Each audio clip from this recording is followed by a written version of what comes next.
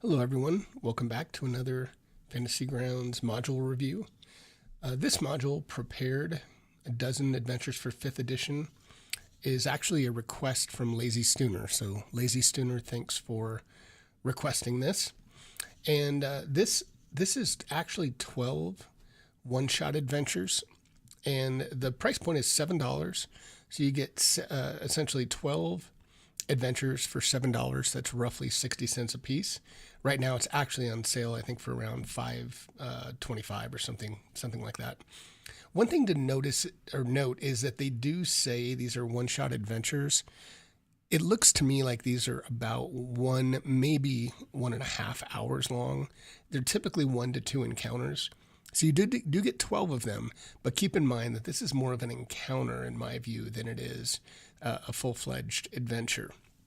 Before I get into the review, one thing I will say, unlike another module I reviewed recently, is I do like that Prepared has both monster manual monsters, as well as they also have Tomb of Beast monsters, and the monsters from the Tomb of Beasts are actually in here. And I keep saying Tome of Beasts. So that's cool. That's pretty nice. So, all right, let's get into the actual module. So there are 12 adventures, and it covers everything from 1st level up to 15th level. So that's nice. It's always nice in my mind to have some of the higher level adventures. That's pretty cool. And another thing I found pretty interesting, and we'll take the first adventure, the Impregnable Fortress of Dib, is when they do have a DM and player module, and they don't always, and that is a pet peeve of mine, but when they do have a DM module, they have some pretty cool descriptions that are pretty fun. So, like, look at this one up here. This is the outside of this fortress, and it points to this wheel and says, just in case. And then down here, little throne area, the skull is actually quite fearsome. So kind of fun, kind of cool little things. So let me get into one of the adventures here, and we'll start with the first adventure, Impregnable Fortress of Dib. This one does have a DM and a player's map, so that's awesome. It's got the pins, so here's the actual player's map. All of these usually have some kind of adventure element or multiple elements, so it's kind of neat. They have these, in some cases they're optional, in this case they're not, but they have these additional elements, like in this case the fortress actually attacks. And if you drop the fortress in the combat tracker, do that really quick, you can actually see it does have the arrow barrage, spear thrown, and the hot oil. So that's kind of neat. That's a cool bonus in my book. Some of the other items it has, in this case, it has another goblin that has a particular wrestling move, a knee bar. And if you drop him, his name is Dib, into the combat tracker, you'll see that as well. And it's actually coded, so that's cool. Not all of the adventure elements are coded, so I'll get to that. So in this case, though, this is the whole map. You really have an outside encounter. You drop down into this kind of underground cavern here, and then you basically have one encounter in this big throne room. And that's typically what you're going to see for these. So again, they're pretty straightforward, pretty small, but at the same time, you do get 12 of them. So let me go back. I do want to show you the Merrill Mines is another one. So in this case, this one has a couple of adventure elements, but what frustrates me about this one, and I'll open up the map for you too. Maybe? Why isn't it? Let's just go straight to the map up here. That's weird. Here we go. So this is the player map, and it's kind of another neat one. It's a Merrill Mines, so it looks kind of like some bone marrow, which is neat. But if you look down here, it talks about a centipede pit and a box of bats. And it even goes so far as to tell you it's a 10-foot pit, what the wisdom perception checks are. However, you can't find those coded anywhere, and that kind of irritates me. I wish those had been coded. That would have made this much better. And even in the entry here where there's a kobold encounter, as you can see there's 4 kobolds, it mentions in the text that this is the most likely area to be trapped. So I get that they haven't dropped it in, that it's kind of an optional, but they should have included it so that you can drop it in. They should have coded it.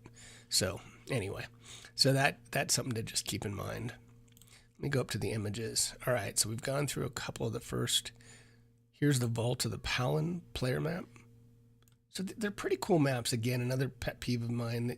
Those of you that watch a few videos, these the grids just don't fit quite right. You can tell, like over here it looks fine, but when you get over here where there's an actual grid on it previously, it just doesn't fit well. But that's all right. And again, there's just a few sections, few encounters, starting down here, go up through here. So there's just a couple of encounters. But again, for the price point, it's what you can expect. Here's number 4, and this is where it gets a little weird for me. 1, the map gridding is just, it's not very good. And then 2, this is the only map you get. So there's no DM map. So not a huge issue maybe in this case. So there's only a few little sections here, but again, I just don't like that you have to cover those up. Just a pain. Number 5, the same thing. The pins are in, but you're going to have to deal with some of the numbering. It's not the end of the world for the price point, but just something to keep in mind. Now, here's where it gets a little weird in my view. So from Adventure 6 on, none of the maps are pinned. I don't understand. That's definitely a big pet peeve of mine. Is there just no reason that they didn't pin the maps? It's almost like they got through the first 5 adventures and decided, yeah, we're tired, we're done. And they just didn't pin the maps. So I don't get that, and that's pretty frustrating. So just keep in mind that everything from this map on will not have pins. And some of them, most of them don't have DM and player maps. So this is another one that does not have a DM map. Let's go to number 7. Same thing. The maps are kind of cool. I like them. They're pretty good detail, but no pins and nothing else. No other DM map. 8, same thing. I won't keep repeating myself. I'll just show you. But again, I like the maps. They're kind of neat. And this one actually has a player map. Burning Crater. And this is kind of a fun one too. I just wish it was pinned. Kind of cool. Top of the mountain. There you go. And the good thing is they are all 5 feet. So I like that. Under the Reveler's Path. Or Under the Reveler's Feet, excuse me. Go again, the grid's off, and this texture is kind of weird for a map, for a virtual tabletop map. It just kind of, the stone makes it a little bit challenging to view, but not too bad. City and Pass. There you go. And there's also some cool bonus. If I get to them real quick, I have some other things open. There's like a Bone Collective, some cool additional images. Goblin Halissix, it's a cool image. Salt Golem. So some cool additional images. So again, overall for the price, 60 cents per short adventure / encounter, not bad. You know, I think it's something, I picked this up really just to give the review for a Lazy Stooner. But, you know, I think this is one in a pinch that I'll probably run some folks through maybe as a little training session or a little side encounter. So that's it. Hope you liked it. So overall, again, I think for the price, it's probably worth the money. So if you like these reviews, please hit like. If you don't, hit dislike and tell me what I can do better or what else you'd like to see. And finally, if you have other requests, please let me know so I can do a review on a module that you'd like to see. Until then, I hope to see all of you on the Fantasy Grounds forums.